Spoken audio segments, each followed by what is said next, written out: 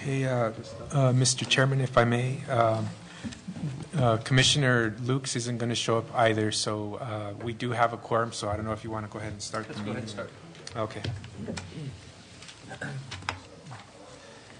Well, with that, let's go ahead and call our regularly scheduled meeting for February 6th, the Planning and Zoning Commission for the Town of Taos to order.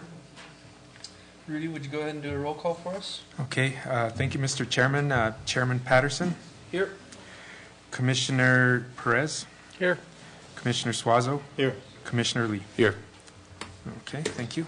We can go ahead and do the Pledge of Allegiance. Will you join us?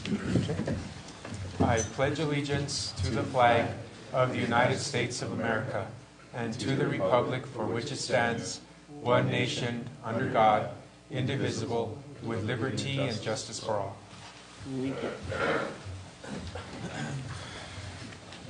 Let's see, so we have the agenda for tonight. Rudy, do you have any changes to the agenda as presented? No, Mr. Chairman, not at this time. Any modifications to the agenda from the commission? None? Chairman, I just have a question. It's all listed as discussion items under number 5, but it's also listed number 5 as a final public hearing. Does that mean we're not taking any action on the discussion items, or is it just, are we going to have any more discussion on these items? Somebody answer that question. Mr. Chairman, Commissioner Lee, what staff is asking the commission to do at this time, specifically under discussion item, under final public hearings, item 5C, we are asking you to adopt a resolution 13-02, to support the annexation of the Taos Regional Airport. So we are asking you to take action on that particular item tonight. And by adopting it, is the resolution, what's the number again? 13-02? 13-02. Yes. So we don't adopt that resolution. We basically recommend that resolution. That's to be correct. Sent to yes. So that would council? be a better. Yeah. Right. That would be just basically the resolution recommending annexation of the Taos Regional Airport to the Town Council. So for us, it's a recommendation. That's to correct. send that resolution to Town Council. That's correct, Mr. Chairman. Yeah. And there's no other action on items A or B under 5? Mr. Chairman, I defer to my acting director to give you a little bit of feedback on that. And he can give you more details on that. Mr. Chairman and Commissioner Lee, that's correct. We're not asking for a final vote on those two items. Okay. So it's not a final public hearing then? Going to ask for you to postpone it for 2 more months. Okay. All right. Mr. Foster, does that apply to agenda item number 5A and 5B? Will we be having any further discussion on those 2 items? A very brief discussion. Very brief discussion? Are you asking us to make a recommendation on those 2 items tonight? Okay.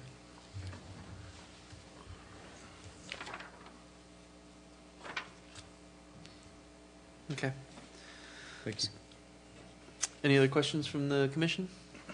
Approval of the agenda. Do we have a motion? So move. Second. We have a motion and a second. All in favor say aye. Aye. All opposed, same sign. Approval of meeting minutes. So we have before us the meeting minutes from January 2nd, 2013. Does anyone on the commission have any corrections to the meeting minutes as presented? I do not.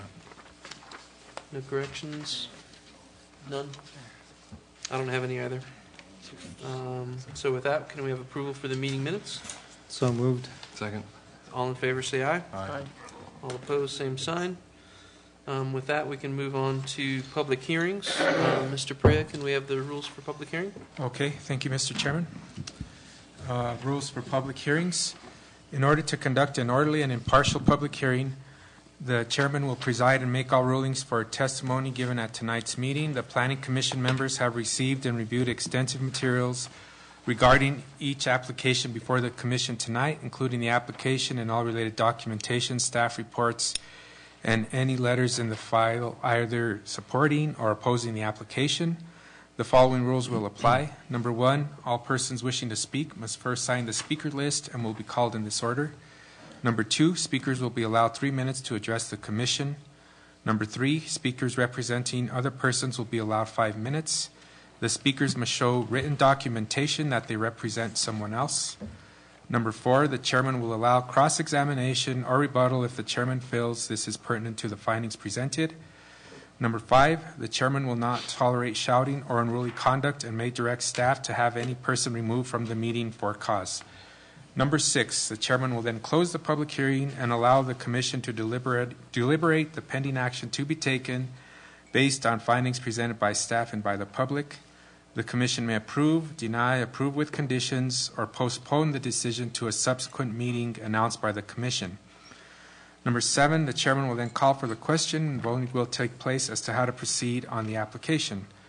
Number 8, anyone aggrieved by the action of the zoning commission may file an appeal pursuant to the appeals procedure set forth in the Town of Taos Land Use Development Code. The appeal must be filed within 10 working days of the decision. And number 9, all cases will be heard on their own merits and do not create a precedent for other applicants. Thank you. Okay, thank you, Mr. Chairman. So I'll turn it over to my acting boss here, and he'll give you a rundown on items A and B and C. So we're on to agenda item 5A. Yes. Discussion of the proposed changes to the Town of Taos Land Use Development Code. Mr. Foster. Thank you. Well, if it isn't obvious, Mr. Chairman, I've accepted the position as the interim planning director for not to exceed 6 months. So in the last, thank you. In the last couple of weeks, I've been catching up and studying the recommendations in both of these ordinance, the recommendations for streamlining the land use development code and the sign code. And I'll speak to both of these items, but I've had the chance to meet with the staff a couple of times in the last couple of weeks, both in the planning department and the legal department. And after looking at particularly the sign code and also the land use code revisions, we had a number of concerns and questions as to our ability to implement these recommendations and enforce some of the code requirements. So these both of the ordinances are on the agenda for the town council meeting next Tuesday, and at that meeting I'm going to ask the town council to postpone that final public hearing until March 26th. So what I would like, what I'm recommending for the commission is to do the same thing, is to postpone this public hearing till next month for certain, where I'll have more time to make a more informed recommendation as to the specific code amendments that are in here. I don't feel comfortable as a new code administrator recommending any changes because I'm afraid if we move forward with them, we might create more problems than we're trying to fix, quite frankly. So my recommendation on 5A is to continue the public hearing till the March meeting, and I'll come back with a more full presentation about the specific recommendations and what I expect to be further amendments and edits. But I will say I have been to most of the commission meetings, and I think I have a strong understanding of what the commission is looking for in terms of streamlining and where and how to do it and what the expectation is. So last meeting, when we reviewed this, we had a line by line kind of strike and replace version of the LUDC, and I think Mr. Moore said he was going to come back with a clean version of the land use development code. Do you foresee yourself spending the next month kind of, I guess, confirming all the decisions that he had made and coming back to us with a clean version, or yes, coming back for more discussion? Yeah, I hope to have a solid recommendation for your consideration and then move on to the town council. Okay. And you'll have a copy of that proposed amendment in your packet. Okay. Questions from commissioners? None? Rudy, do we have anybody signed up to speak on item 5A?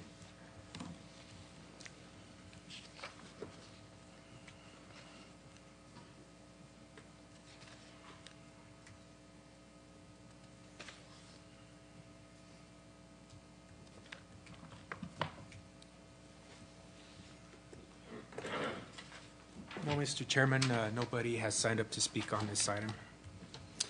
So with that, I think we'll close the public hearing for item number 5A. As with any agenda item, as the commission, I think we have the authority to approve, deny, or continue any agenda item.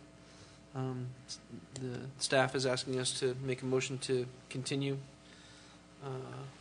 the land use development revisions to the next regularly scheduled planning and zoning meeting.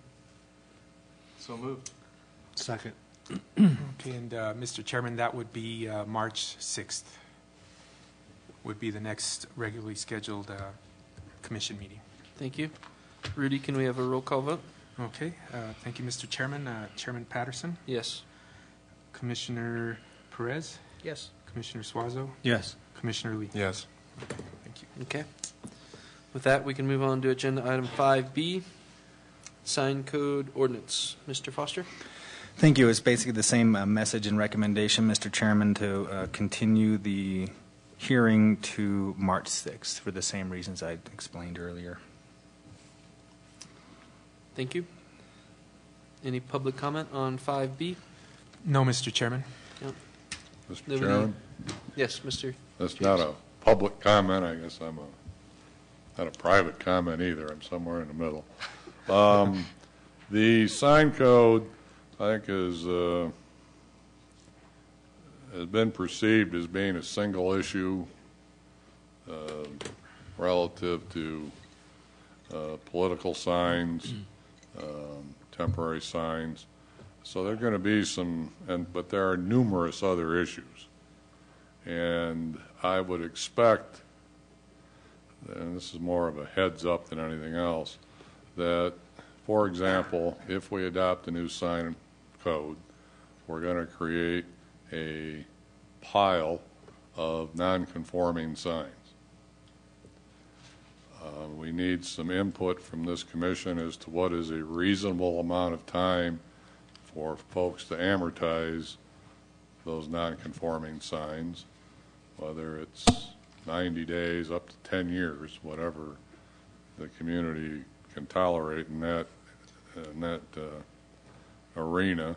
It would be extremely helpful for this commission to consider that, and we could use some community input as well, but obviously you guys are members of the community. We could use some input as to what is reasonable relative to getting rid of, if you will, to not use the legal term, non-conforming signs. Over what period of time is that appropriate? We have issues regarding election signs. There are many codes, some that I've helped write, that just ignore the issue of election signs, figuring that if political folks put signs where people find them offensive, they won't vote for them, and they're sort of self-regulating. So we could certainly use some input from this commission as to whether or not election signs should be regulated. If so, you know, what format does that take place in? So, and there may be other things that, and Mr. Foster and I have just undertaken the discussion of this, and we've involved the code enforcement person. There are other issues that we can probably send you an email about prior to next month's meeting, but I do not envision the next time that we have a public hearing about this, it being a done deal, as it were. We need help here relative to what the sense of the community is regarding the issues that we've just discussed and others that are still in the hopper, as it were. So I don't think that you're going to see a final product. I would be very surprised if you saw a final product, and I would ask that the commissioners take some time to reflect on some of these issues before next meeting, because your input would be extremely valuable and I know extremely appreciated by the town council. So we will format some sort of an email to the commissioners. We'll probably put the exact same email on the website. We're not trying to be cryptic here, but there are things that we need help with, and this is the best place I have to go, besides going door to door, to ask people what their opinions are. Thank you. Understood. Mr. Foster, is there another way to get a little more public input into the sign code before we take it any further? I think there's a number of ways you can publish it on our website. I would seek your direction if you have any other ideas. I've received a number of phone calls and email inquiries about the maps and the attachments and the right-of-way maps and some of the issues that are, have come to the surface in the current draft. I would seek guidance from the town manager and the council and mayor as to appropriate venues, but I know this is an important issue to the entire community for lots of different reasons, including the Historic Preservation Commission. There's concerns there about the luminosity and the brightness of some of the lights inside the windows in the historic district and so on. But I'm committed as a certified planner and the planning director to maximize the amount of public input in all these kinds of decisions. So I know it's certainly welcome and desired. Mm-hmm. Is there any way, Mr. Lee, Commissioner Lee? I want to comment on something. I think I have an idea here. Mr. James had commented on how there was a pile of non-conforming signs that will be created out of this new proposed ordinance. Can we make a list of those businesses that will be, businesses specifically, that will be out of conformance as a result of the new sign code, and then contact those specific businesses on their type of input to make it, rather than try to ask everybody, ask the people that will specifically be violating as a result? Well, I mean, it's an excellent suggestion. I don't think we have the person power to do it. Is it going to be that many businesses? Well, I have no idea, and my concern would be that we ask 5 and there's 7 and we don't ask the last 2. So this is generally, hopefully it's sort of an overview from 5,000 feet as to what the community thinks is fair in terms of someone who has a sign that may turn out to be non-conforming as a result of some changes to the sign code. What is a reasonable amount of time for them to have in order to not be ticketed and targeted by sign code enforcement? What is an appropriate amount of time for a non-conforming use to remain? And hopefully that's a general enough question that we establish something that seems fair and equitable, and some people will like it and some people will not like it no matter what. Mr. Foster? Just one example on that and how to answer Commissioner Lee's question, that it depends on what the final ordinance really looks like. For example, you've probably seen some of those signs that are like a flagpole and they kind of bend and they sort of wave out on the street. Well, we've asked ourselves, is that a sign or is it a banner? Because the sign code only allows 3 signs, but you can have 3 signs and 1 banner or 1 temporary sign or something like that. So if that is a sign, it counts towards a 3, or if we disband it, then we have to tell all those people you can't have it within 60 days from now, you got to take it down. So it depends on those kinds of things, what the ordinance really says is legal or not, and how many we allow, and how we define all these kinds of signs. The conversation gets very complicated very quickly about the insignal car park. Is that a sign? Do we even want to go there? Is it a temporary sign because it's on a car? Say, we can't do that. Well, I can do it only for 60 days. Well, okay, I did it here for 60 days, and I moved it. Day 59, I just moved it over there. So it's a different temporary situation that I've created. So these kind of scenarios need to be thought through and really simplified in this ordinance. So it's those kind of questions and decisions in the final ordinance that will drive what is conforming and not conforming. And then the question that Mr. James is discussing is how much time do we give them, or do we just call them grandfathered and you can keep it there and permit no more? So that's the issue. Any input you would have on that would be much appreciated. Is there a way to target all the business owners in the town of Taos as opposed to the general public? We can certainly do that. I think there's a couple of ways that we might be able to reach out, and we can have a public forum and reach out to the Chamber of Commerce, the Entrepreneur Network, other organizations like that that have access to email and phone numbers, and that.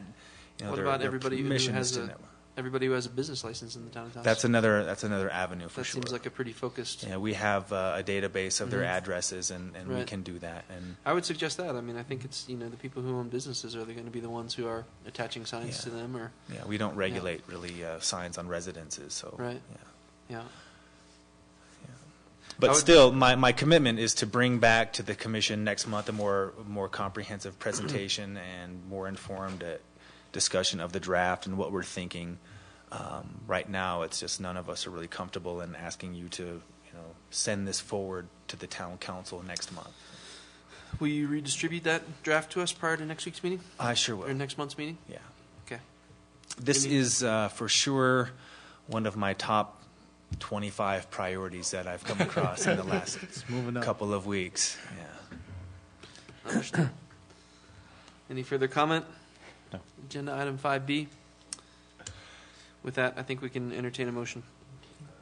Doug, can I speak briefly? I apologize for being late. Let's see.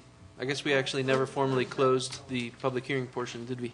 We never formally opened it, Chairman, so if you want to formally open it, and then I'll have him sign the speakers list, and then he can go ahead and, come up and speak if you like. Let's open the public hearing for agenda item 5B. Mr. Northrup, if you'd like to come up and sign the speakers list. I'm sorry. Did you bring a sign? No, but I will. Okay, I'll go ahead and sign it.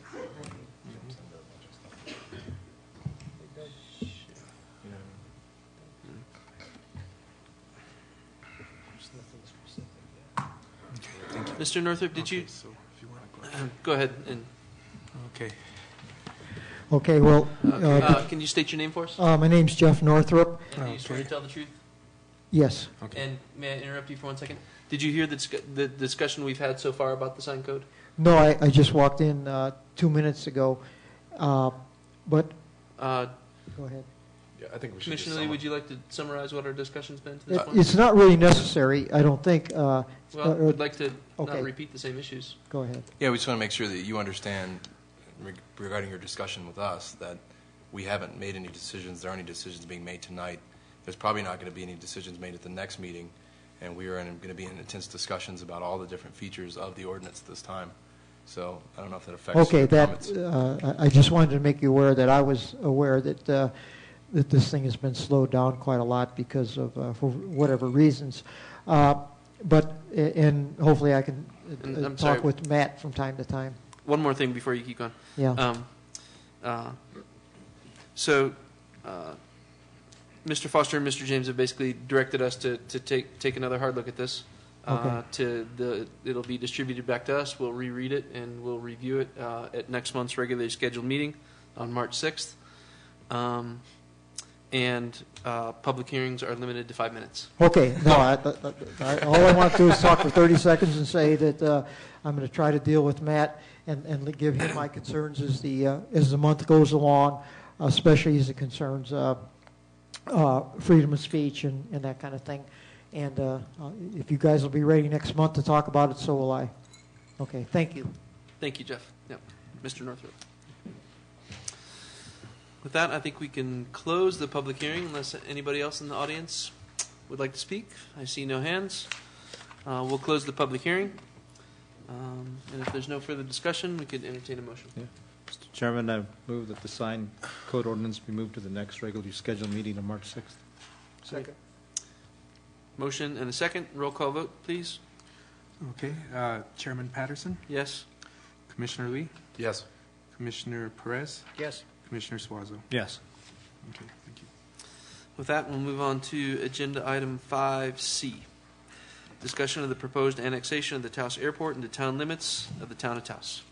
Thank you, Mr. Chairman. Members of the Commission, we're asking for your consideration and approval of a resolution basically endorsing the town council's effort at annexing the Taos Regional Airport. You can see up on your screens, and for the public viewing pleasure, the location of the airport property relative to Highway 64 and as it connects to the town municipal limits.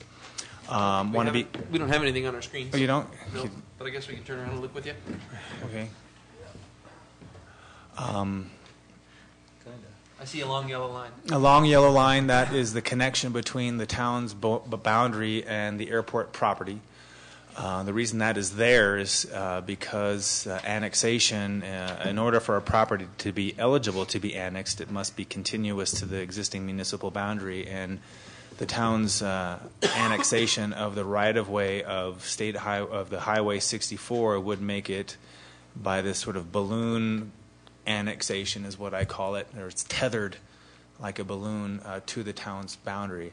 I want to make it clear, your consideration of this resolution is not a decision or an action in any way to annex the airport. It's the town council's decision to move that forward. They have directed through Resolution 1276 the town staff and the manager to pursue that.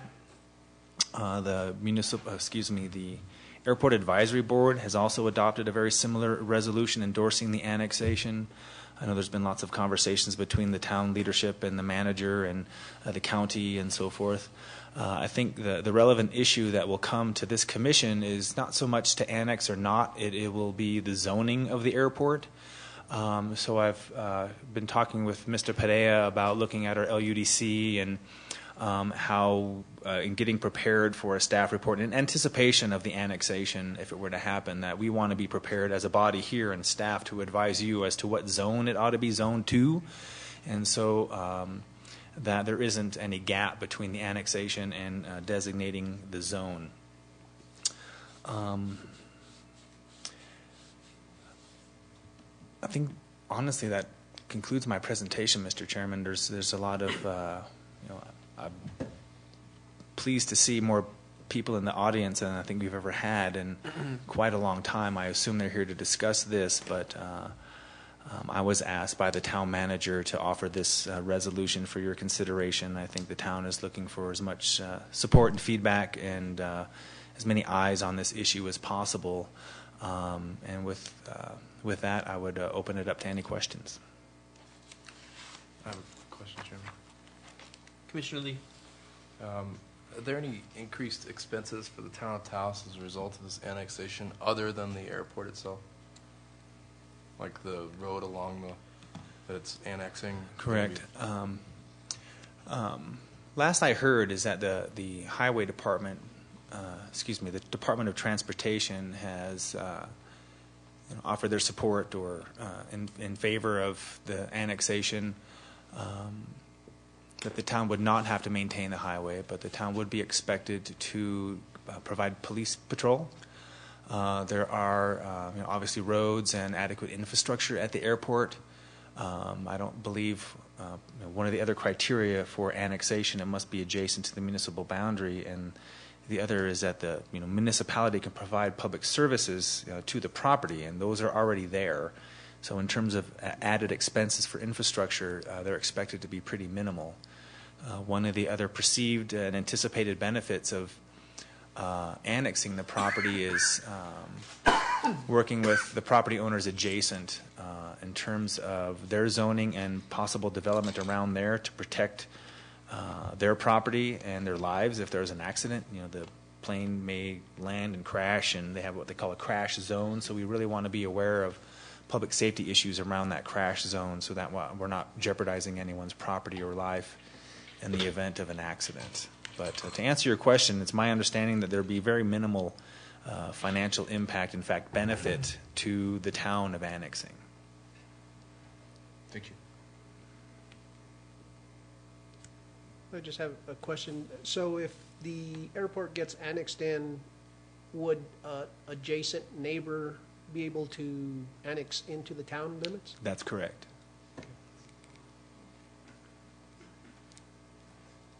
Is there any way for the town to place any kind of limit or moratorium on annexations as a result of this one? Well, I think the driving question there is our ability to provide public services to those properties, water, sewer, police, fire, so on. would sewer be provided to the airport? I imagine that it would all be septic tanks until such time, when we're all gone, that and our great grandkids are gone, that there'd be a centralized sewage out there. What does, Mr. Perea, could you remind us of the requirements for annexation? If somebody brings a proposed annexation of a adjacent property to the town, what are the criteria they would have to meet, and does the town have to accept further proposed annexations? Actually, I would defer to our town attorney on that because he's been he's the expert on state law on that, so I would defer to him to give you a description of what Mr. James? of the town's logic for annexing this. I'm sorry, what was the question? What factors would limit a domino effect of other annexations once all this other property becomes adjacent to town property? Does the town have to accept an annexation if somebody proposes one? No, it's not mandatory. Under this particular section of the statute, a contiguous property owner has the right to ask the town to be annexed. The town has the ability to accept or reject.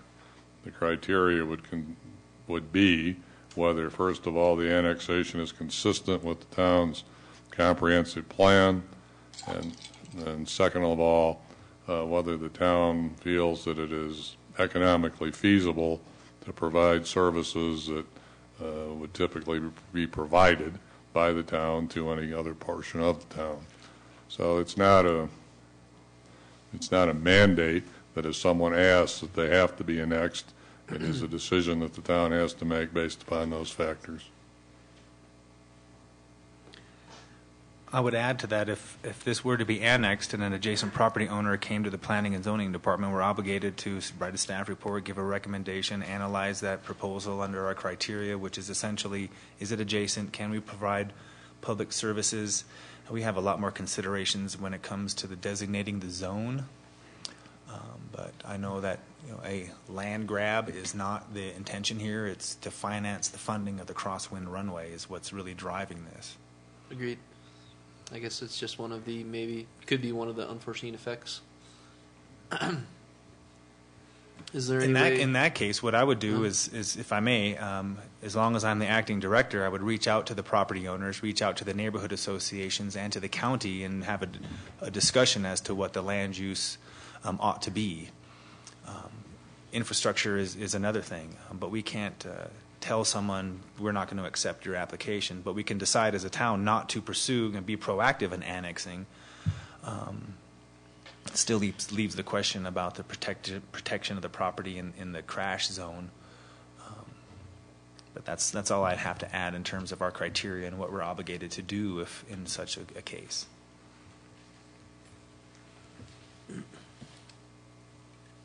Any other commissioners? Questions? Anything else from staff? Just one final thought. The yellow strip up there is the landfill. That's town-owned property that provides access to the landfill. It's not contemplated in this resolution or in this latest effort to annex the airport, but it's just something that is up there that's adjacent. It would be adjacent to the town limits, and we'll come back to you. If this happens, then it would trigger, I believe, the interest in annexing that property for the landfill for similar reasons. Okay. That's what that yellow strip. Rudy, should we go ahead and open public hearing? Okay, thank you, Mr. Chairman. The first person signed up to speak on this issue is Georgia Page.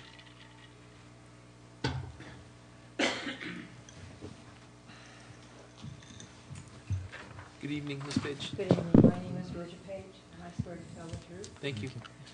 Question, Rudy. I have Resolution 1276 on, and you gave another number when you were talking about the resolution under consideration, I think.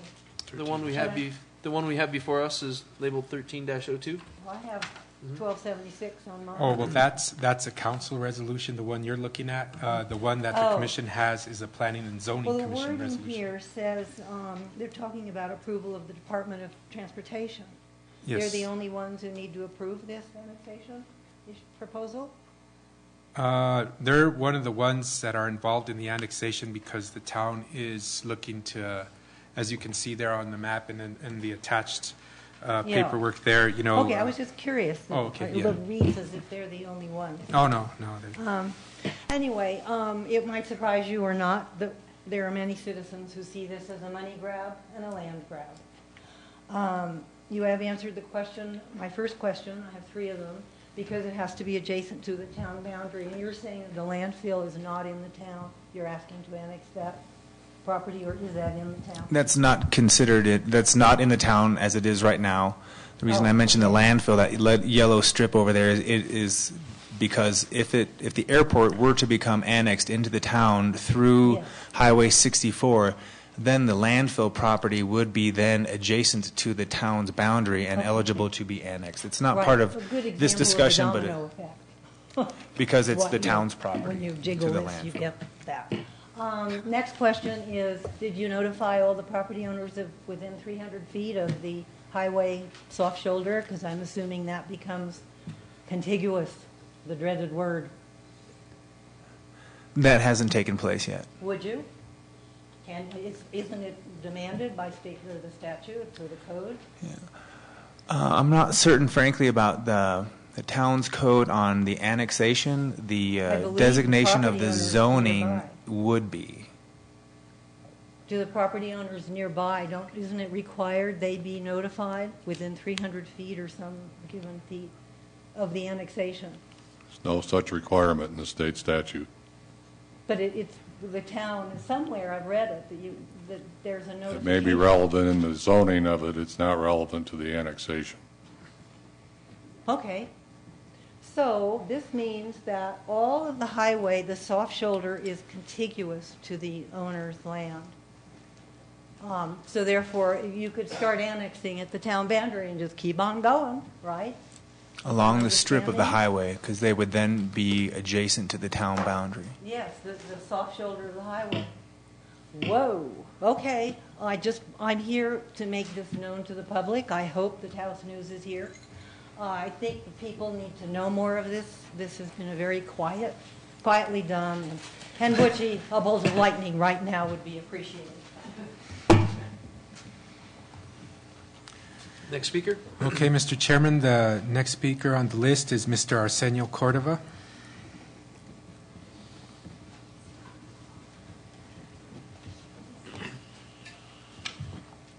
Mr. Cordova, thank you for joining us tonight.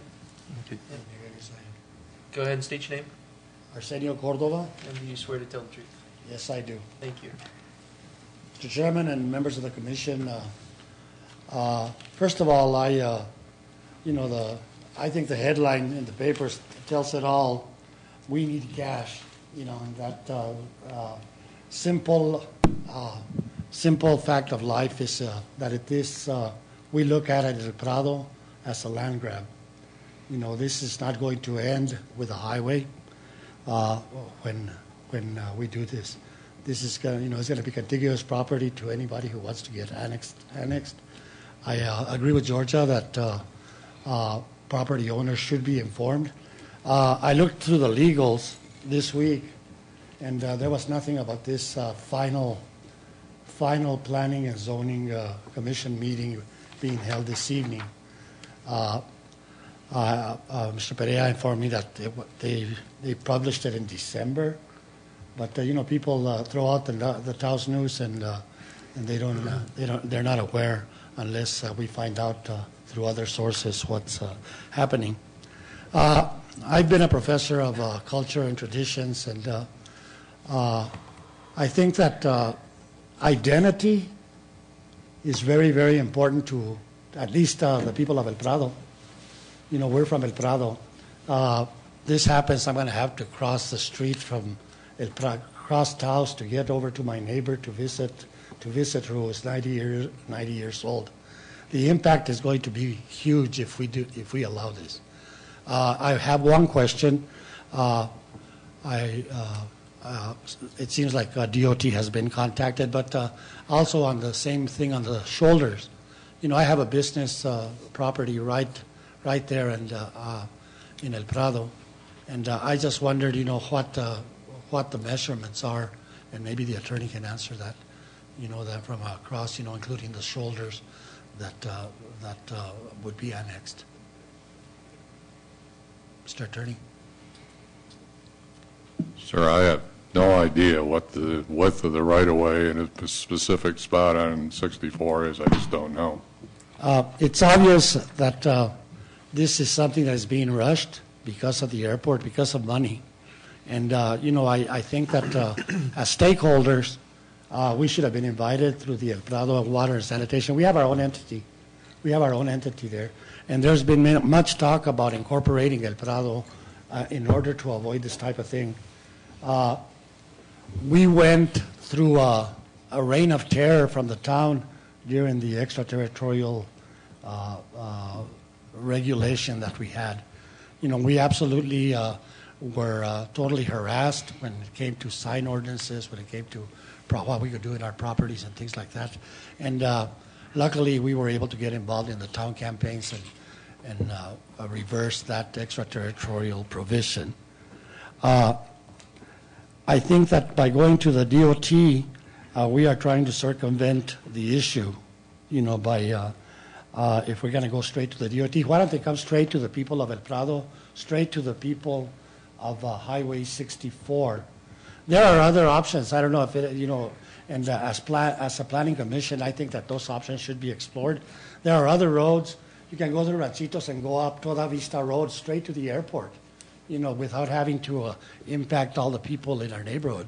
There are options. You can go through the Chamizal, gravel a road and go up there through the Chamizal, or pave a road that goes up there at minimal cost. It's obvious, I think, that what the town did, before even coming before this commission, already adopted a resolution.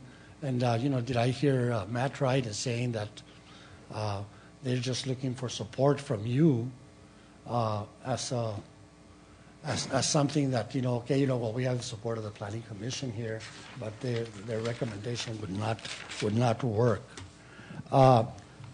El Prado residents are very proactive. We have a water and sanitation. We've imposed taxes on our water and sanitation. Some of those lines that we have with the sewer and water are on Highway 64. I just there are stakeholders such as Taos Pueblo that need to be contacted, because there's property right there in El Prado that is reservation land on both sides at the same time. So if we ever, last summer, I had an incident in the town where somebody stole my guitar, $1,500 guitar from my pickup. The policeman came to me, and there were cameras and things like that. He says, I'll review them and I'll get back to you, see if we find somebody who stole your guitar. To this day, from June of last year, I have not heard. Nobody called me back to see if they had reviewed anything. What kind of police protection are they going to give us up there? We have adequate protection by the state police right now, and by the county sheriffs, and the cost that they would say that they would gain from the airport would probably have to go to police protection, because we're always complaining that we don't have enough police. I would ask the commission to please not endorse going through El Prado without first contacting the stakeholders on Highway 64. Thank you. Thank you.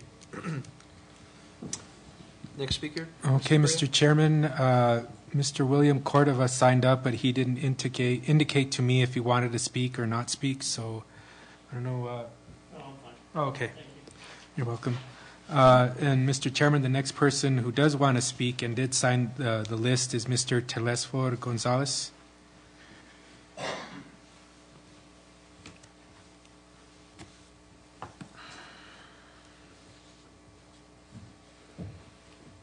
Good evening, Mr. Gonzalez. Please My state name is Telesfor Gonzalez. Thank you. I And swear that do you swear to tell the truth? Yeah. Thank you. Thank you, Mr. Chairman, members of the Planning Board. Thank you for allowing me to speak. Members of the town of Taos. I think that the city council not only has let you people down, but has let everybody from that yellow line all the way to the airport down. For the last 17 years, they've been zoning it. I mean, the county has been asking the communities, corporations to do zoning, to do a whole bunch of stuff in there. I am the president of the El Prado Water and Sanitation District. I've been the president for 30 years. During that time, we have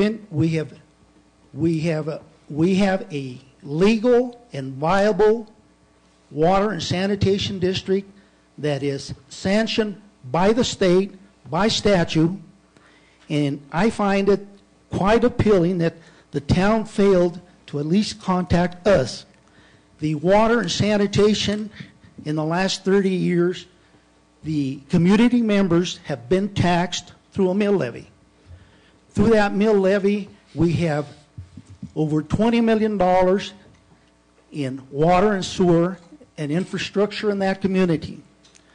The threat of annexation is quite drastic.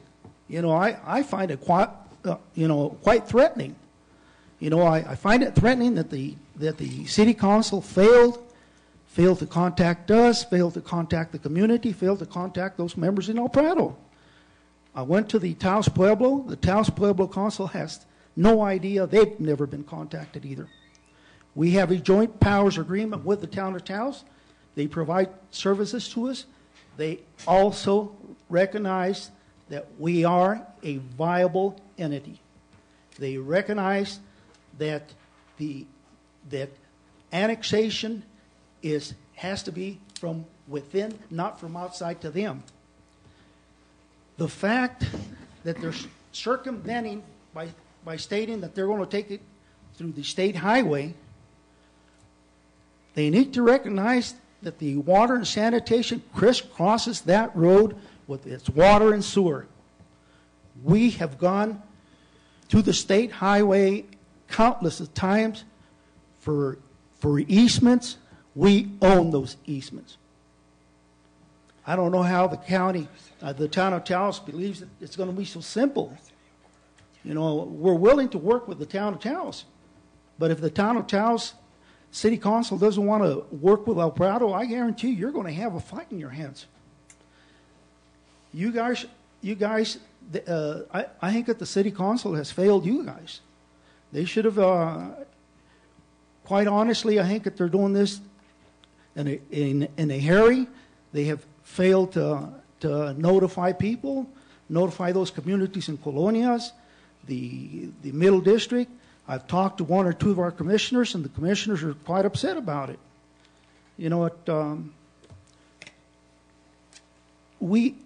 All of Taos County is a big community. We all have members of our family in ranchos, in El Prado, in colonias. Throughout Taos County, we all have families. We're a huge family. We need to work together. We can solve problems if we work together, but we cannot allow a situation like this to divide us. So I beg you, Planning and Zoning Commission, because it'll fall on your hands. I don't care what your attorney's telling you now. The Planning and Zoning, if it's annexed through that, is going to require some type of planning and zoning. It is going to affect every single member or every property owner within that road. Don't let your attorneys, attorneys are good at making it simple, but it's not simple. It's not simple. I'm hoping that the town council takes a step back, recognizes that there is problems out there, and that there are other viable alternatives, and that we're willing to work, but we're not willing to have something shoved down our throat. Thank you. Thank you. Mr. Gonzalez. Okay, Mr. Chairman, Mr. Bill Whaley has signed up, but he didn't indicate if he wanted to speak or not, so. Okay.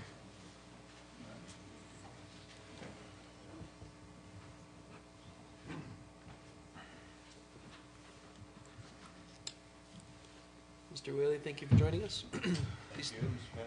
please state your name. My name's Bill Whaley, and I promise to tell the truth. Thank you. I have a few questions. Is this just going to, does the annexation just affect the highway and not the businesses alongside the highway and property owner? Okay.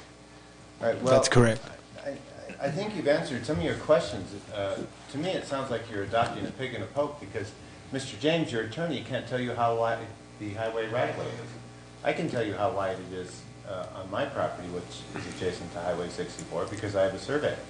But as we know, there's been a lot of controversy. The sign ordinance is a good example of how the town doesn't even know how wide their streets are, how wide their right-of-ways are. So how can they, adopt a highway right-of-way? I have good relations with the state highway department, but the town has a history of being kind of arbitrary and capricious. So certainly we oppose it out there, and there's different rules for the town and the county. And as we know, this is a kind of slippery slope. And this also is kind of violates the spirit of what we call spot zoning, as far as I can see it. Even though we have this wonderful yellow line here, this long tether. So I think that the Planning and Zoning Commission should defer from supporting this issue, especially in the spirit of what Mr. Gonzalez said, which is all very true. How are you going to cope with all those right-of-ways from the El Prado Water and Sanitation Company going back and forth across the highway? And how wide is the highway? We all know that in certain places, commercial buildings abut the highway, residences abut the highway, and in other places they're set back. And in some cases, there's private property on state highway right away, but there's never been a problem because the state highway, hasn't widened the road or anything. And as you know, I'm not exactly sure where the easement from Taos Pueblo begins, but the Pueblo threw the vendors off the bridge last year because they still have enough influence with state government to control Highway 64. Because the easement was given only for the highway. So I just think these are some issues that haven't been addressed. And another thing, I'm really a little bit upset with Rudy and Matt and their staff, because today I went on the website to look for the agenda and it wasn't there. And I know one of my colleagues called the town and no one could tell them whether this issue was on the agenda or not. So I think you should be a little more transparent. You may have followed the law in terms of the legals in December, but none of us knew about it except by rumor, thanks to some of our nosy activists. So anyway, I would recommend that the Planning and Zoning Commission defer and support the people in terms of offering them more information before taking such a drastic step. Thank you, Mr. Whaley. Okay, Mr. Chairman, nobody else has signed up to speak on this particular issue. Is there anybody else in the audience who'd like to speak on this issue? Yes, thank you. Mr. Northrup, please. Thank you very much. First off, I think the most important thing is wishing Justin a happy birthday. And while I might be considered a gadfly and a goof and all that kind of thing, I'm very pleased with the people who spoke here tonight. They're all four are very substantial, respectable members of the community. That's Georgia, Arsenio, Telly, and Bill. And their opinions and thoughts are to be respected and pondered. Now I have a couple things I want to read. As negative as the town has been to free speech rights, including aggressive enforcement of non-existent ordinances, I suggest this land grab that doubles the town control of state highway be rejected. I have picketed in the county dozens of times with very minimal interference by the county. The county, unlike the town, respects the rights of protesters and respects the First Amendment to the United States Constitution. Further, the opportunity for cooperation that we all hoped for between our new county commissioners and the town council will be destroyed by the town attempting to deprive the county of this substantial revenue source. Thank you. Thank you, Mr. Northrup. Anybody else wishing to speak on this issue? None? With that, I think we can close the public hearing. Any additional comments from commissioners? I think the audience members brought up some very valid concerns about more information being needed as to the impact of the proposed annexation. Mr. Foster, can you clarify at all? Does an annexation and a zone change go hand in hand? They certainly can. I've seen it happen many, many times where the hearings are back to back. You know, the commission votes on and the council vote on number one to annex, and then the immediate next item on the agenda is the zone designation. I've also seen it happen where they're separated, and something unlike this, you know, property adjacent to the town on whatever road, Ranchitos. The typical pattern is that if it were to be annexed without a zoning designation, the zoning designation would default to either the least impactful, I would say like some type of low density residential if it's a residence, the one that fits the most appropriately for what's on the ground on the property. If it's a single family house on a single lot, you know, maybe R1 or something like that, or kind of as a holding pattern until such time the applicant, the owner, could come in and apply, decide what zone they wanted. We go through the public hearing process. So I've seen it happen both ways. How do you foresee this process happening? I see. What do you zone a highway corridor? I don't know about the highway property, but the airport. We've talked to Rudy a little bit about it and preparing you know, our recommendations to you in anticipation that it would be annexed. We just want to be prepared that our LUDC has an appropriate zone for the airport, and that there is very little gap, if no gap, between the moment it's annexed and that we're prepared for the hearings to give it a zone. Mm-hmm. We may need to create a new zone in our LUDC. It may be an allowed use or a conditional use under our M1 zone. We'll just have to research that. Seems like it would be a special use of some kind. Or? Perhaps, yeah, unless we want to create a new airport zoning district for that property. I don't know about the right-of-way property. Could there be a spot zoning? I wouldn't to consider eliminate this, the yellow line that everybody's right. concerned about. I wouldn't consider this to be a spot zone. A spot zone typically happens when you have, say, a large zoning district, say R2, and you know it's 20 acres of R2, and somebody within that R2 wants to zone commercial. That's a spot within that's incompatible within the greater district. Now, if they were to come in and say, well, we want 20 or 18 acres of it's to create its own district. A district is not just one piece of property, and we have zoning districts. And so the idea of zoning the town into districts, so there's these concentration of similar properties. And so if you take one little property within that district and call it something that's incompatible, then that's a spot zone. Well, technically, the airport was out there before a lot of the buildings were there, so it is a different property from all the properties that are there now. It's unique. I wouldn't consider this a spot zone. Yeah. That would eliminate the tie-in of the whole yellow line and what's concerning most of the people that are speaking tonight. Would the town be going through the same process of an application for annexation, which would come back before us as a preliminary hearing and final hearing?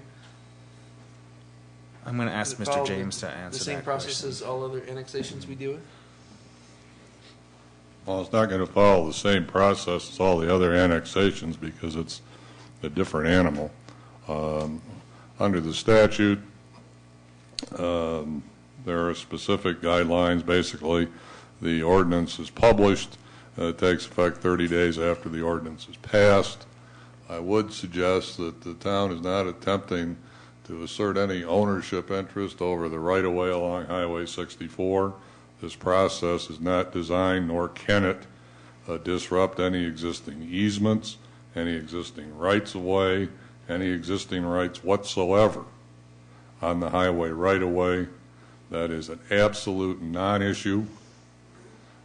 There's nothing about this that would give the town the right to disturb any existing lawful easement along that right-of-way.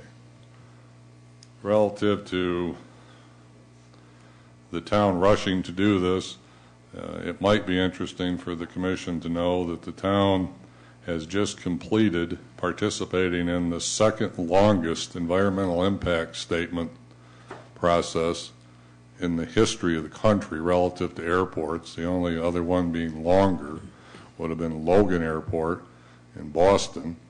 This has been a 40-year process to get to the point where the airport is available for development and improvement.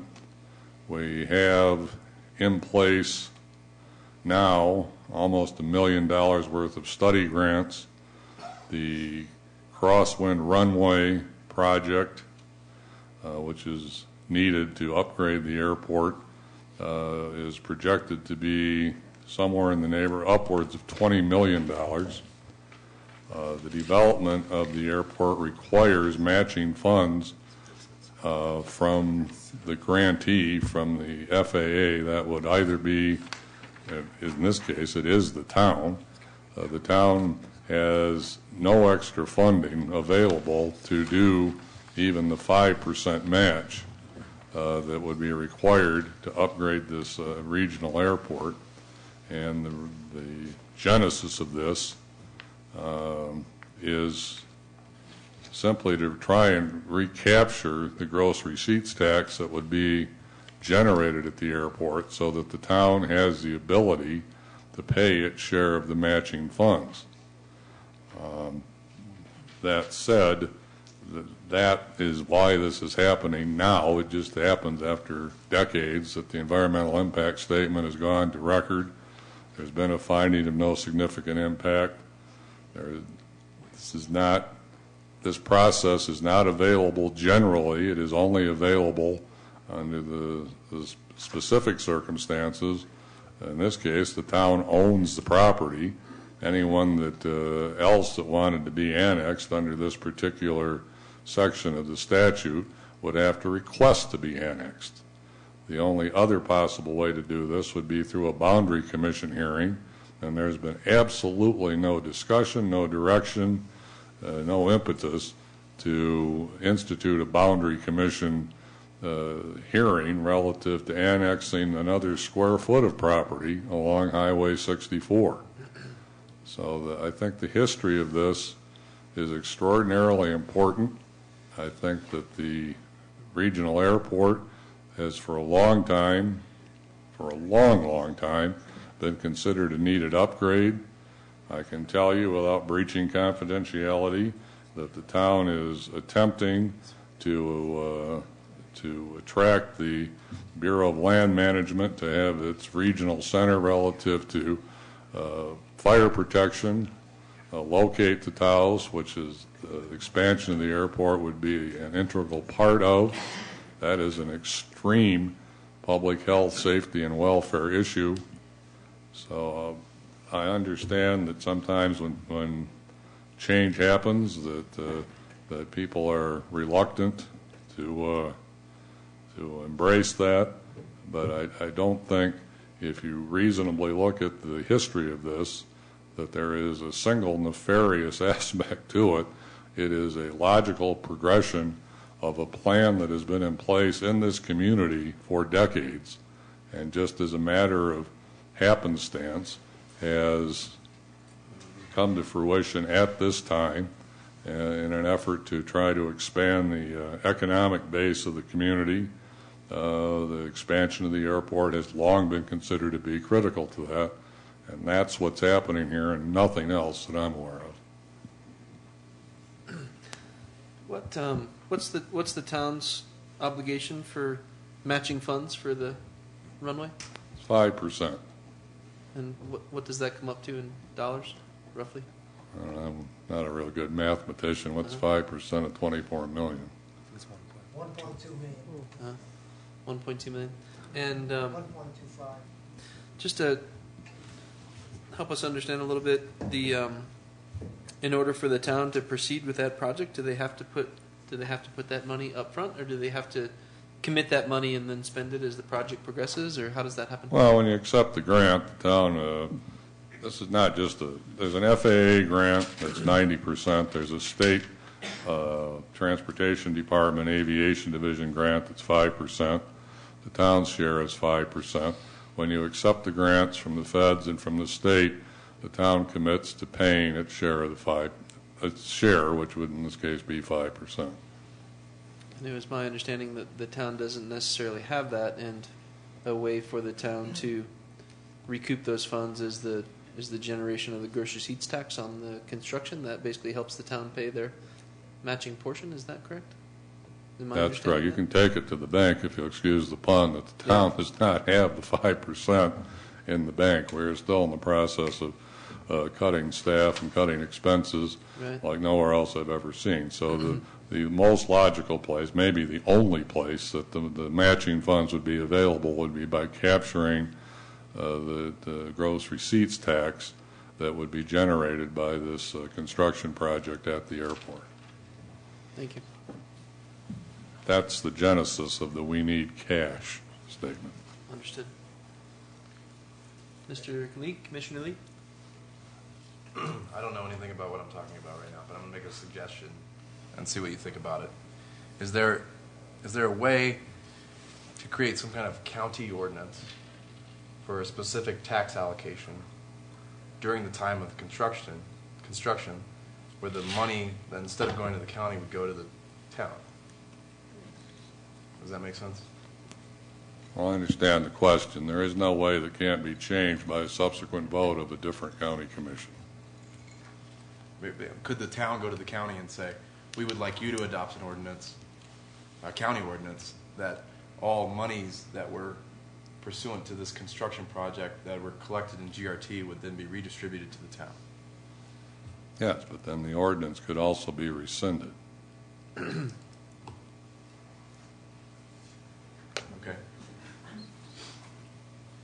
I think we've closed the public hearing. We'll finish our discussion, and then if we open it again, we will. Does the town council need this resolution passed by us in order to pass their own? No.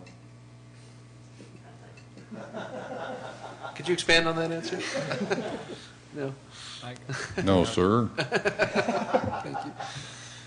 They already did. I'm sorry, say again? I'm sorry, Mr. Chairman, that the council did pass Resolution 1276, whereas the town needs to annex the airport in order to ensure full control over the facility, etc., directing the town manager to negotiate and so forth. On this one item, I believe I can speak for the town manager on this one item, is that I know his intention, part of his intention of seeking your support is to shed more light on this issue in terms of the public. And I'll say again, this is more public than we've had in a P&Z commission in a very, very long time. So I know that was one of his purposes of asking you to consider this resolution is to bring it out in full view of the public. One other thought on the provision of water and sewer is there's a precedent that might work or be applicable in terms of water and sewer services for the El Prado, is that the El Valle Water and Sanitation District has an agreement with the town about annexations and who will provide water and services above a line and below a line, and so that might be something worth looking at as a precedent to perhaps apply between the town and El Prado in terms of communication and provision of water and sewer services and public notification about annexation requests that we would get in the event a private property owner wants to annex into the town that's adjacent to the highway but also within El Prado's service area. Matt, can you speak a little bit further on the notification process, and is there more notification required before this is completed? How does that? Can you speak a little bit about that? This is a resolution up for consideration by the P&Z. There's the normal notification. It's there's no real obligation for the P&Z to approve or amend or not approve the resolution or public notification, unlike a P&Z case for a subdivision, for example. And the subsequent zoning of that property, would that require be the same notification? Mm-hmm. legal notices, letters to property owners within 300 feet, poster on the property, that kind of thing. And you may have explained this already, but what further steps does the town council have to go through to complete this annexation? Frankly, I'm not quite certain in terms of the process and at what point it would officially be annexed or not. I'm just not certain. I haven't gotten that far in the research. Well, I'm certain they need to pass an ordinance that approves the annexation upon the request. The ordinance takes effect pursuant to statute 30 days after it's adopted. So the town council could at their next meeting pass that resolution and pursue? I don't think at the next meeting. I think this is noticed up for March. I'm not sure whether it's the first or second meeting. And when I think that the reason that this is here tonight is that the town council wanted to gather as much public comment and input, and this is one mechanism that we have available is to have these public hearings in front of the Planning and Zoning Commission, and this is a vital part of the process in that sense. Mm-hmm. In the legal sense, it is not a part of the process. Mr. Perea, you had mentioned that the public notice for this meeting was in December, is that right? Yes, that was done before the first hearing. After the first hearing in January, it was put in the newspaper, so that way anybody who would be interested, it was published in the legal ads. So that was taken care of per the direction of Bill Morris, our previous director. Is there, if we were to continue this resolution to our next meeting, would there be any reason not to re-advertise it, even though we may not be required? No, the town can do that, but it would be at the discretion of the commission, I guess. If you wished us to re-advertise it in the newspaper, we can do that. But it's not necessary because the town has already taken that step. Before this case was brought to the commission. Okay, Mr. Perea, regardless of our decision, the town council could still do whatever they want, right? Chairman Patterson, Commissioner Perez, yes, they do have the authority to, to override or concur with any recommendations that you as the commission make tonight. So, was there ever discussion about other alternatives besides annexation for the collection of the GRT? I'm not aware of any other conversations around that issue, no.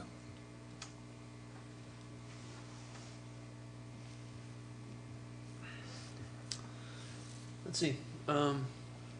I would add to that, not in terms of annexing or not annexing the airport and how to fund the airport expansion project. I know there's, we're kicking off an economic development initiative and looking at, a whole variety of strategies for the town to increase GRT, but not in terms of this decision. I would say, from everything that I can see, I think like a lot of planning and zoning issues, the fears really come from the unknowns. So it's, I think this is the first time that we've really heard, the intent from the town of what this annexation is. I was at a county commission meeting yesterday, and a lot of the same concerns came up, a concern over the domino effect of, of individual parcels of property all along 64 requesting annexation after this. There was, and there were also, there were concerns about just the unknowns. What's the intent of the town behind doing a very strange annexation? If it was the intent of the town to bring it to this commission to really give it a venue for public hearing, I would say we would do better to continue this resolution till our next meeting. Advertise it again so that we have it, so that there's due public notice. I guess it would be above and beyond due public notice, and that we make sure to have the agenda posted to the website and available for people to see that it's an item on the agenda for discussion. Mr. James, it doesn't seem like there's really a timing issue for us as a planning and zoning to pass this resolution.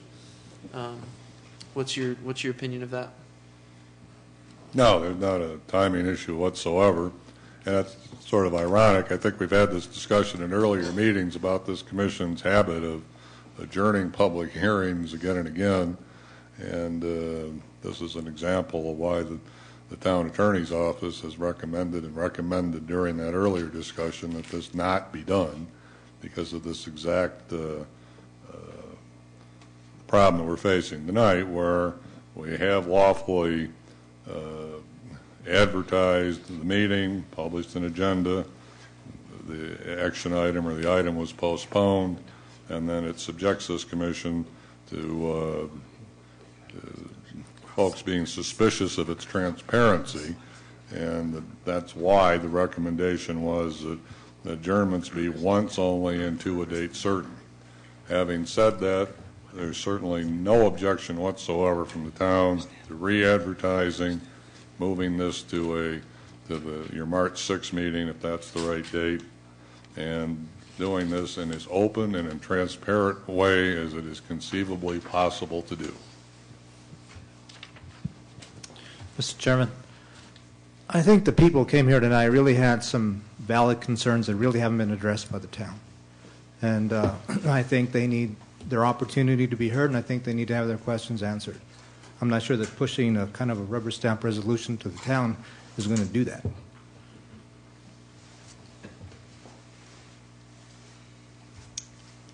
Mr. James, I wasn't quite sure if I wasn't quite sure I understood there. Were you saying it was the intent by adjourning this to another meeting? You were saying that I didn't quite catch what you were saying there. I'm just referencing some earlier discussions when this office raised objections to the adjourning public hearings again and again and again until they finally come to fruition. I just think that that's... And by adjourning public meetings, you mean continuing this on to another meeting? Yes, yeah. And it's just not, we can, certainly if you re-advertise it, the agenda properly hits the website, there's no problem with that whatsoever. There's also no problem with this Planning and Zoning Commission passing whatever resolution it chooses to pass. My office did not write this resolution, nor did it suggest this resolution. You guys are free to make any resolution you like, and certainly with re-advertising can bring this back also whenever you like, and we would encourage that to the extent that the Commission thinks it's appropriate to do. There's no problem with it whatsoever. I think, as the Planning and Zoning Commission, I guess it'd be nice to have a few more things clarified. One, we have some unknowns as to what we would actually zone the property that would be annexed. And the other one is just what that process of annexation is. I guess we've defined that a little more clearly here. I'm not sure I understand it within the context of what I know of annexation, but I'm not sure that I've actually seen the town go out and annex property. I think the annexations I've seen are individual property owners coming to the town requesting annexation. So, Mr. Foster, if you could maybe clarify what that process is for us next time. I know that when a property owner comes to the town or requests annexation, it's a pretty thorough application process, and it's a pretty defined request in terms of what that survey boundary is and what parcels are being annexed and what they're to be zoned. I'm not sure that follows the same process when the town goes out and annexes property. Yeah, so I would say, what the process is, what the zoning is going to be, making sure that notification's been met, and I'm not sure what else the town could address. Maybe the commissioners have some other ideas of what those concerns are. I think Mr. James made it pretty clear to me what the intent was behind the town going after the annexation. I think, from a process point of view, I can understand it, and I think expansion of the airport's a pretty big deal for the town of Taos and really for all of Taos County. And if it's a mechanism that makes that happen or allows that to happen, I can see that without necessarily. But I think we have to address the concerns that are out there that go along with it. And like any decision of the Planning and Zoning Commission, it's really, I think it's up to us to maybe define what some of the unknowns are, and make that clear for the public and for ourselves. Does anybody else have anything to say? I think with that, I think we could go ahead and entertain a motion. Rudy, we close the public hearing. Is that right? Yes, that's correct, Mr. Chairman. If it's not, I see a couple more hands out there. Is it within our purvey to reopen the public hearing for a short period of time if there's additional comments? Absolutely, Mr. Chairman. I would recommend Is that okay with the other commissioners? Sure. Yeah. Let's go ahead and reopen the public hearing. I see a couple hands out there. Let's go ahead and have input back up here at the mic, please, if you would. Yeah. Please step back up to the mic, please. I just want to make a few comments. Yeah. And it's Mr. Gonzalez, is that right? Yeah. Taos Gonzalez. Tell us more. Thank you. I want to make some suggestions to the attorney. Board member here made a very clear suggestion. That, is there any other possibilities? I looked at that map. You got straight arrow road that goes all the way to the airport. And there's only one other property owner that goes from there all the way to Ranchitos Road. The other thing that just came to thought,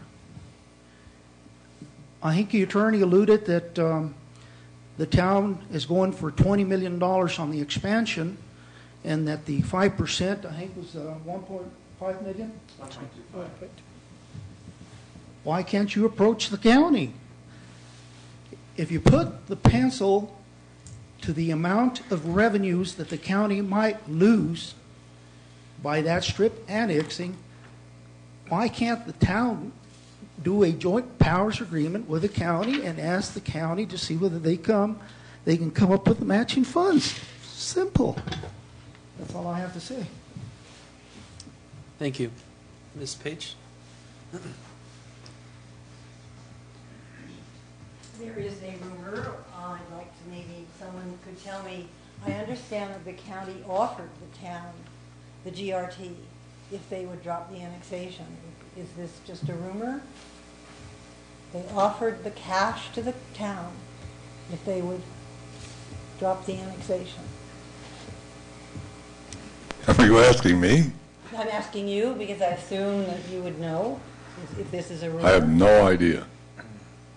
Okay. I have not talked to anybody in the county about this annexation. There's been a process. It doesn't exactly smack of good faith if it's true, but all right, we'll assume it's a rumor. The mayor did give a State of the Union address, or whether a State of the Town address, where he talked about bridging the gap between the county and the town, and he would do everything in his power to do this. So now he's stealing the money. Well, we don't have the money, so let's steal it. That attitude isn't very good for cohesive between the town and the county. But I was curious to see about the truth of that. Mr. Cordova? Yeah.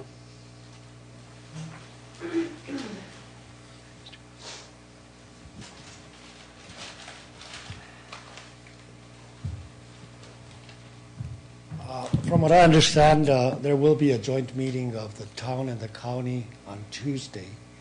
To discuss this was joint powers agreement type meeting, but I understand that Commissioner Romero has added this particular issue to the agenda for the meeting on Tuesday.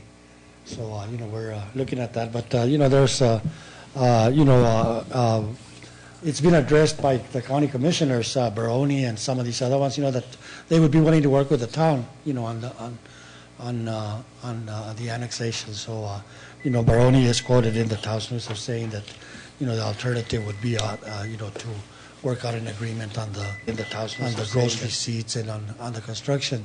Just, curious that the other, it seems Rudy and Matt that other, no other options were done. You can, you have, what do you have to the blinking light? I think it said 6 miles on this particular thing, that the road would be annexed.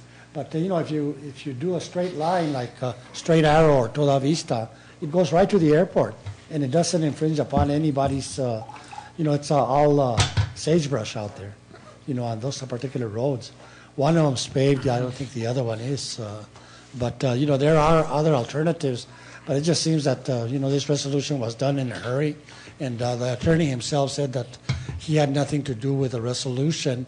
I think resolution should go, if the council is going to be respected, that they should go through their legal system before sending a resolution out there for a vote, that they should get a legal opinion from their lawyer. But,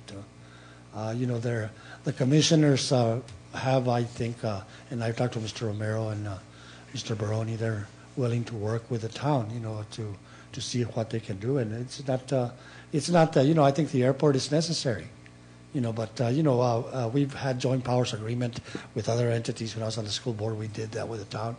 And, it's coming to an agreement as to what we want to do. But, it's communication, and like the chairman said, there are a lot of unanswered questions. Mr. Suazo, the same thing. I think, there are a lot of unanswered questions, and, it's only right that we be informed of those things, especially if it's going to be, affect our properties, and I'm scared of that. The attorney can't even tell me what the distance for a shoulder is or anything like that. And I want to know because my property's right up by the highway. The property that I own, and Mr. Gonzalez the same way. Mr. Whaley. We all have property there, and we're concerned. And we need answers, and for us to say, Mr. James said that. They complied by doing a legal land in December. I think that something of this importance has to be published every week until right before the meeting if we want to get an interest. If I read, I don't know how many people read the legals, but I looked for them in the last 2 papers and they weren't there. Thank you. Thank you, Mr. Cordova.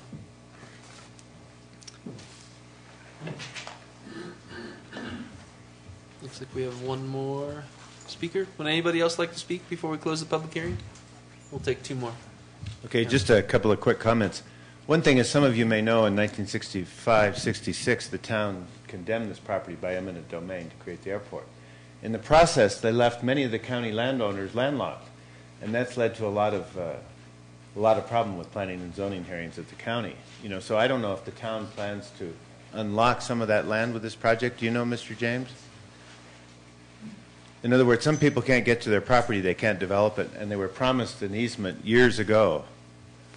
I realize this is before your time, but you were giving us a little history lecture, so I thought... I was in high school in 1965 in Michigan. Right. So anyway, I'm just talking about some of the problems. Landowners have brought those problems up at the county. And then the second thing is you said that the town would have no jurisdiction over ingress and egress from private property onto the state highway. Is that true? Mr. James? What I said was that there's nothing about this annexation that changes any existing legal rights. All right. If somebody were wanting to develop their property, would they go to the county or the town to request a special use permit? If you live in town, you would go into the town. If you live in the county, you go into the county, and I would suggest that there's neither one of those entities that have the ability to allow you to develop in the highway right-of-way. No, but when you move from the highway to private property, sometimes you're required to install a deacceleration lane. Would that be under the county's jurisdiction or under the town's jurisdiction? The Department of Transportation for the state of New Mexico. Yeah, but it's the county who makes the rules and requires the deacceleration lanes in coordination with the state. So, but if the town has jurisdiction over the highway and the highway right-of-way, then it would seem we would have conflicting jurisdictions there. Sir, no one has suggested that the town has jurisdiction over the highway under any way, shape, or form, no more than we have jurisdiction over the highway that runs through the town now. Yeah, but if you want ingress or egress from your property onto a state highway, you have to go through the Town Planning and Zoning Commission, don't you? I mean, don't you have to have permission? You do in the county. The county controls all that stuff. Well, it's just a question. I don't. We have one more. We'll take one more speaker and then close the public hearing. Would you please state your name? My name is Stevens Hall. Do you swear to tell the truth? I do. Thank you. There's some questions about how this annexation would be effectuated, how it would be resolved. And my understanding of the statute, and I'll let Mr. James correct me if I'm wrong, is that there are essentially two ways that annexation happens. It's as if a property owner comes before the town and petitions for annexation, then the town essentially has control over that process. If the town itself wants to annex property, it has to petition the Boundary Commission, which is a state, I don't know, it's an agency or department, it's part of the governor's office. And only after approval by the Boundary Commission can the annexation be effectuated. Now, as to whether or not the town passes, the town has to petition the Boundary Commission for review of that application, of that petition. And I don't know whether an ordinance is required with a petition or what's required in terms of meeting the Boundary Commission requirements, but I believe that's the essential nut of the matter, if I'm not mistaken. Is that not correct, Mr. James? Yeah, there's a third way too, Mr. Hall, and for the life of me, I can't remember what it is, but it's one that. I thought I remembered a third one too, but I think it has some. I think it's more along the lines of the first test, which is the citizen requesting. There's the property owner request, and then there's the Boundary Commission, and there's a third way that must be irrelevant, or I would remember it. But essentially, what you're saying is, in layperson's terms, correct. If the town doesn't own the property, then and the town wants to annex property, then it is a petition through the Boundary Commission, which is part of the DFA Local Government Division. We have a case pending before the Boundary Commission right now. That's over. They adjourned the hearing a year ago 4 times and have not yet set a new date. So anyone that thinks that the Boundary Commission is a walk through the park and an easy way for the town to do anything is absolutely mistaken. There is a process for that, for a petition by the community or any community to ask the Boundary Commission to do this review. The only difference about this particular annexation is that the town happens to own the property, and as a property owner is using that portion of the statute to perfect this annexation. You've just answered raised a question, and so the town, you say as a property owner, not an owner of the right of way, but an owner of the airport, and yes. Right, but to get to the airport, the method is, as we've seen, the string, and that does, if I'm not mistaken, require a Boundary Commission meeting, does it not? Or no, it does not. And if you ask the Department of Transportation, their opinion is it doesn't even need their permission. So then, the town can effectuate this annexation through a simple ordinance. And no Boundary Commission. Right. There's no Boundary Commission hearing involved with this specific type of annexation. Thank you. Mr. Hall, can you sign the speaker's list? Thank you. With that, I think we'll close the public hearing. Is there any further discussion from the commissioners? No, thank you. None? With that, I think we can entertain a motion.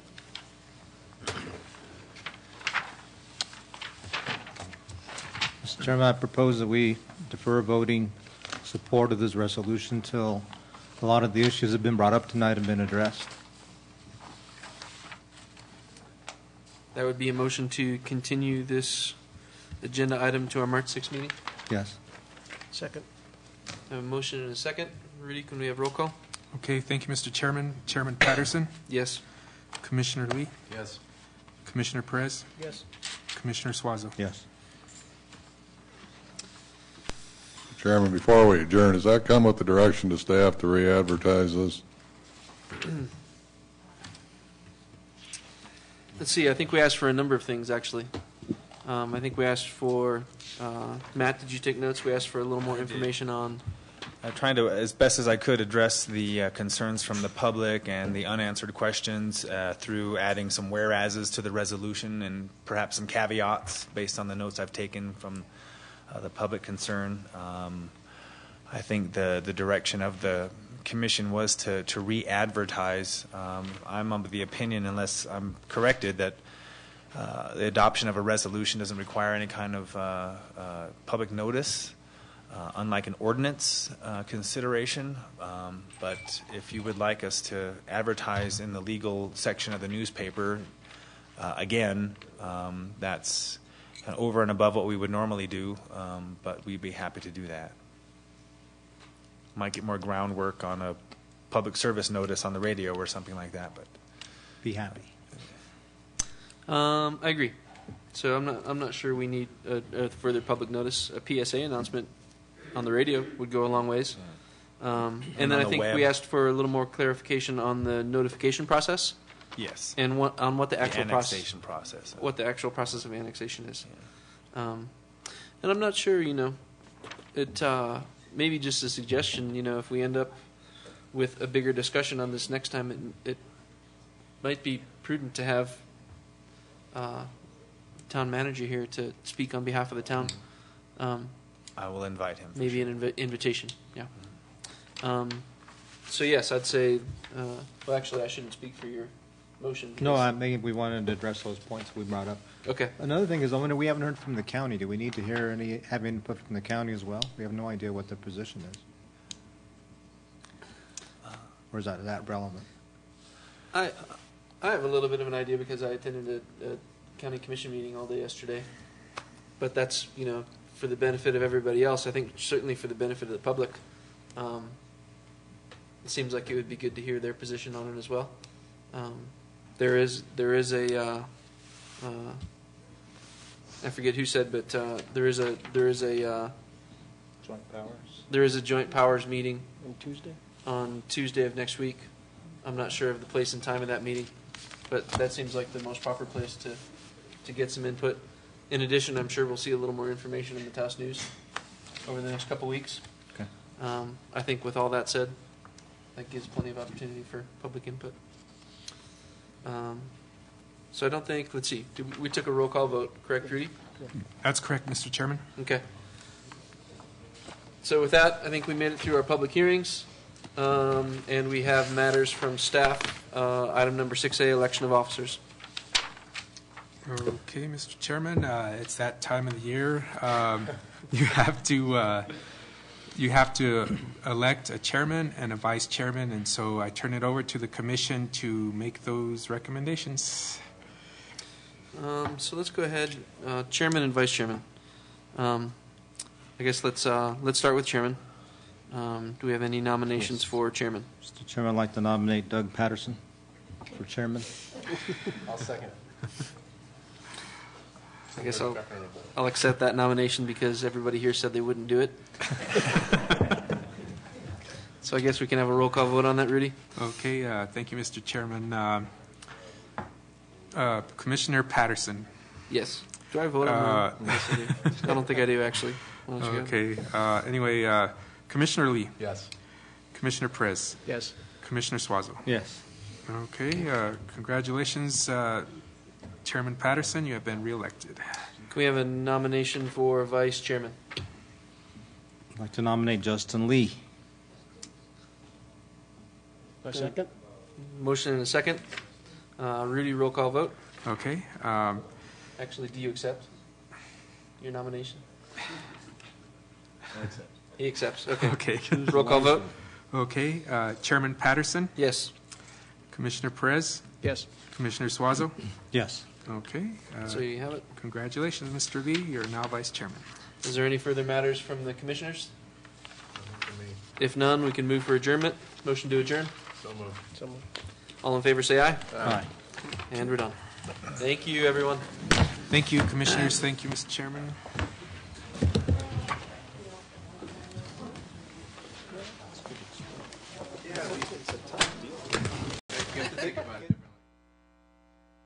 Area round. Hud Abdul Hamid, Al Jazeera, Cairo. Coming up on the programme, why the Boy Scouts of America still can't decide whether to end its ban on gay members. That's a recent increase in violence in Brazil. Police say